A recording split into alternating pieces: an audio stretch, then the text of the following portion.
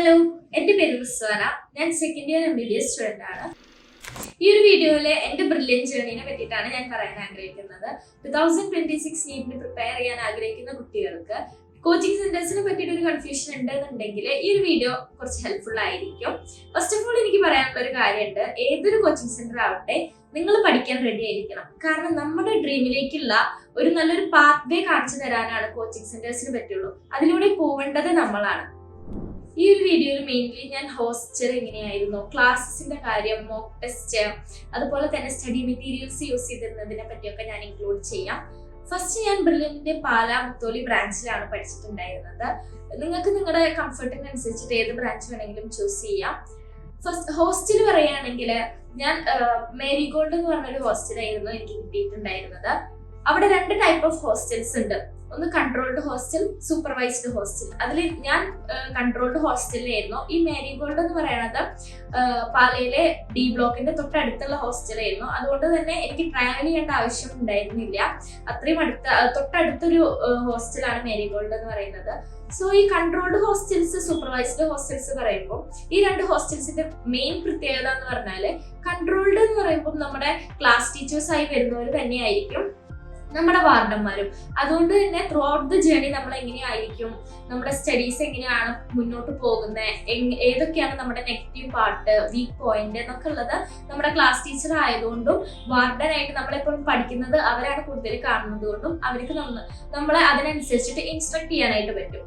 Supervised hostel എന്ന് പറഞ്ഞാൽ നമ്മുടെ ക്ലാസ് ടീച്ചേഴ്സ് ഒന്നും ആയിരിക്കില്ല, ബട്ട് അവിടെ വാർഡൻ എല്ലാം ഉണ്ടായിരിക്കും. അതാണ് മെയിൻ ഒരു ഡിഫറൻസ് എന്ന് പറയുന്നത്. ക്ലാസ്സിനെ പറ്റി പറയുകയാണെങ്കിൽ എൻ്റെ ക്ലാസ് എന്ന് പറയുന്നത് എൻ്റെ ഹോസ്റ്റലിലെ തൊട്ടടുത്ത ബ്ലോക്ക് ആയിട്ടുള്ള D ബ്ലോക്കിലായിരുന്നു. നമുക്ക് ഓരോ ക്ലാസ്സിനും ഒരു ക്ലാസ് ടീച്ചർ എന്നുള്ള നിലയിലായിരിക്കും ഉണ്ടായിരിക്കുക. അതുപോലെ തന്നെ ഏതെങ്കിലും ഒരു ഡയറക്ടർ സാറിന്റെ കൺട്രോളിലായിരിക്കും. അതുകൊണ്ട് തന്നെ നമ്മൾ വീക്ക്ലി എക്സാംസ് ഒക്കെ കഴിയുമ്പോൾ അവർ വന്ന് മാർക്ക് അനലൈസ് ചെയ്ത് നമുക്ക് വേണ്ട മോട്ടിവേഷനും എങ്ങനെയായിരിക്കണം ഇംപ്രൂവ് ചെയ്യുക അതിനെ പറ്റിയൊക്കെ നമുക്ക് പറഞ്ഞു തരാറുണ്ട് ഓരോ വീക്ക്ലി എക്സാംസ് കഴിയുമ്പോഴും. അതുപോലെ നമ്മുടെ കോച്ചിങ് സെന്ററിൽ ലൈബ്രറി, അതുപോലെ തന്നെ cooperative store, canteen, even prayer റൂമിന്റെ സൗകര്യം വരെ അവിടെ ഉണ്ട്. അതുകൊണ്ട് അങ്ങനെയുള്ള കാര്യത്തിലൊന്നും നമുക്ക് ടെൻഷൻ ആവേണ്ട ആവശ്യം ഉണ്ടായിരുന്നില്ല. ക്ലാസ്സിന്റെ ടൈമിംഗ് ആണെങ്കിൽ ഫസ്റ്റത്തെ ഡേയ്സ് ഒക്കെ ഫസ്റ്റ് ഒരു 3 മാസം വരെ നമുക്ക് ഉച്ചവരെ ആയിരിക്കും ക്ലാസ് ഉണ്ടായിരിക്കുക. അത് കഴിഞ്ഞിട്ട് നമുക്ക് പഠിക്കാനുള്ള ടൈം നമുക്ക് വേണമെങ്കിൽ ഹോസ്റ്റലിൽ പോയി പഠിക്കാം. എല്ലാ ഹോസ്റ്റൽസും ആകെ കുറച്ച് ഡിസ്റ്റൻസേ ഉണ്ടായിരിക്കുള്ളൂ. അതിന് അവർക്ക് തന്നെ നമുക്ക് ട്രാവൽ ഫെസിലിറ്റീസും കാര്യങ്ങളൊക്കെ ഉണ്ടായിരുന്നു. ഈ ഒരു ഫസ്റ്റ് 3 മന്ത്സിൽ ഉച്ചവരെ ക്ലാസ് ഉള്ളൂ എന്നുള്ളത് കൊണ്ട് തന്നെ നമുക്ക് എന്ത് ചെയ്യാനുള്ള ടൈം ഉണ്ട്. ഈ ഒരു പുതിയ അറ്റ്മോസ്ഫിയറുമായിട്ട് നമുക്ക് കുറച്ച് അഡ്ജസ്റ്റ് ആവാനുള്ള ടൈം നമുക്ക് അവർ തരുന്നുണ്ട്. അതുപോലെ തന്നെ ഈ ഒരു ഫസ്റ്റ് 3 മന്ത്സിൽ നമുക്ക് അറിയില്ല എങ്ങനെയാണ് പഠിക്കേണ്ടത്, ഏത് പാറ്റേണിലായിരിക്കും പഠിക്കേണ്ടത് എന്നുള്ളതിനെ പറ്റി ഒരു ഐഡിയ ഉണ്ടായിരിക്കില്ല. അപ്പൊ ഈ ഒരു 3 മന്ത്സ് അതിനുള്ള ഒരു ടൈം ആയിരിക്കും. അത്രയും റിലാക്സ് ആയി പഠിക്കാനുള്ള ഒരു ടൈം ആയിരിക്കും. പിന്നെയാവും അവരെന്ത് ചെയ്യുക, മെല്ലെ മെല്ലെ മെല്ലെ ക്ലാസ്സിന്റെ അവേഴ്സിന്റെ ടൈം കൂട്ടി തരിക. സ്റ്റഡി മെറ്റീരിയൽസിനെ പറ്റി പറയുകയാണെങ്കിൽ ഞാൻ മെയിൻലി NCERT ആയിരുന്നു ഡിപ്പെൻഡ് ചെയ്തിരുന്നത്. പിന്നെ ബ്രില്യന്റ് പ്രൊവൈഡ് ചെയ്യുന്ന, അത് ഏതൊരു കോച്ചിങ് സെന്റർ ആണെങ്കിലും അവർ പ്രൊവൈഡ് ചെയ്യുന്ന സ്റ്റഡി മെറ്റീരിയൽസിന്റെ മോർ ദാൻ ഇനഫ് ആണ് നമുക്ക്.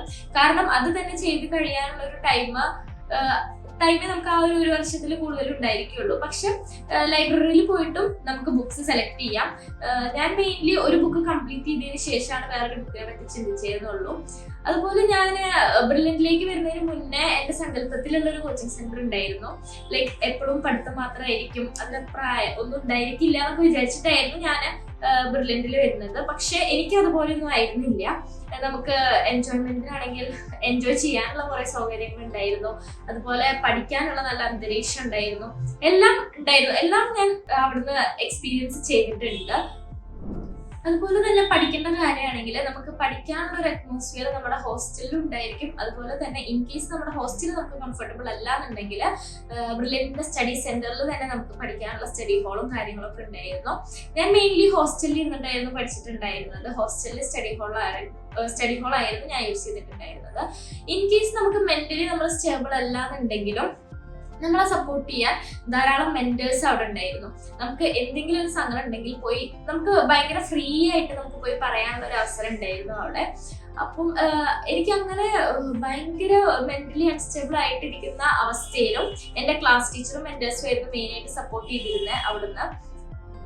എക്സാമിനെ പറ്റി പറയുകയാണെങ്കിൽ തുടക്കത്തിലെല്ലാം വീക്ക്ലി വൺസ് ആയിരിക്കും എക്സാം ഉണ്ടായിരിക്കാം.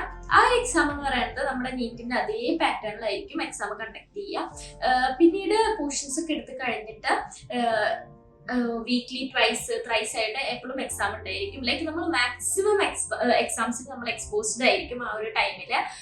അതായിരിക്കും മെയിൻ ആയിട്ട് എക്സാമിനെ പറ്റി പറയാനുള്ളത്. ഫുഡിന്റെ കാര്യം പറയുകയാണെങ്കിൽ നല്ല അടിപൊളി ഫുഡായിരുന്നു എനിക്ക് ബ്രില്യന്റിൽ നിന്ന് കിട്ടിയിരുന്നത്. ഞാൻ ബ്രില്യന്റിൽ എൻജോയ് ചെയ്തിരുന്ന കാര്യങ്ങളിൽ one of the main thing അവിടുത്തെ ഫുഡായിരുന്നു. നീറ്റ് പ്രിപ്പറേഷൻ എന്ന് പറയുമ്പോൾ അത് ഏതൊരു കോച്ചിങ് സെന്ററിലായിരുന്നാലും തുടക്കത്തിലെല്ലാം നമുക്ക് ഭയങ്കര ടഫായിരിക്കും. പിന്നീടാണ് ആ ഒരു നീറ്റ് പാറ്റേൺ മനസ്സിലാവാൻ, സ്റ്റഡി പാറ്റേൺ നമുക്ക് മനസ്സിലാവുക. അത് കഴിഞ്ഞിട്ടാണ് നമുക്ക് അതിനനുസരിച്ചിട്ട് പഠിച്ചു വരാൻ പറ്റുള്ളൂ. അപ്പൊ നിങ്ങൾ തുടക്കത്തിൽ നിങ്ങൾക്ക് ഒന്നും ചെയ്യാൻ പറ്റുന്നില്ല, പഠിക്കാൻ നേരെ പറ്റുന്നില്ല, അത് എക്സാംസിൽ റിസൾട്ട് കാണുന്നില്ല എന്ന് പറഞ്ഞിട്ട് നമ്മളെ തന്നെ നെഗറ്റീവ് ആക്കേണ്ട ആവശ്യമില്ല. കാരണം അതൊക്കെ നോർമലാണ്. പഠിച്ചിട്ടാണ് നമുക്ക് ആ ഒരു പാറ്റേൺ മനസ്സിലാവുള്ളൂ. അത് ഏതൊരു കോച്ചിങ് സെന്റർ നടത്തുന്ന പാറ്റേൺ ആണെങ്കിലും നമുക്ക് അങ്ങനെ ആയിരിക്കും തുടക്കത്തിൽ ഫീൽ ചെയ്യുക. എനിക്കും അങ്ങനെയായിരുന്നു. പിന്നീട് ലാസ്റ്റിലേക്കൊക്കെ എത്തുമ്പോഴാണ് മനസ്സിലാവുന്നത് ലൈക്ക് നമ്മൾ ഓക്കെ ഇങ്ങനെയൊക്കെയാണ് പഠിക്കണ്ടേ എന്നുള്ളത്. എന്നിട്ടാണ് നമ്മൾ അതിനനുസരിച്ചിട്ട് നമ്മൾ പ്രിപ്പയർ ചെയ്യാനായിട്ട് തുടങ്ങുക. സോ ഫസ്റ്റിൽ ഒരു ബുദ്ധിമുട്ടുണ്ടെങ്കിൽ തന്നെ നിങ്ങൾ യാതൊരു ടെൻഷനും വേണ്ട. അതൊക്കെ ഇതിന്റെ ഒരു പാറ്റേൺ ആണ്, ഇതിന്റെ ഒരു ഭാഗമാണ്.